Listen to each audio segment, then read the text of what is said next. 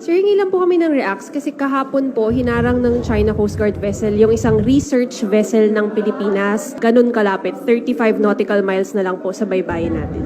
Your reaction lang, sir.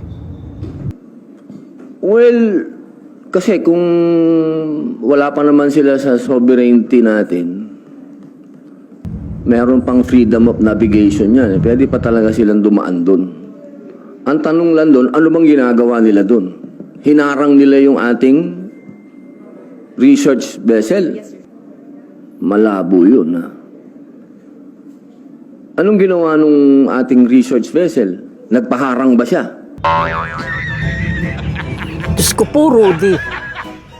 Ano ba namang sagutan niya na turingang senador? Diyos ko po, Panginoon, nakakahiya. Bakit kita binoto dati noong 2022? Diyos ko po, nakapangsisi.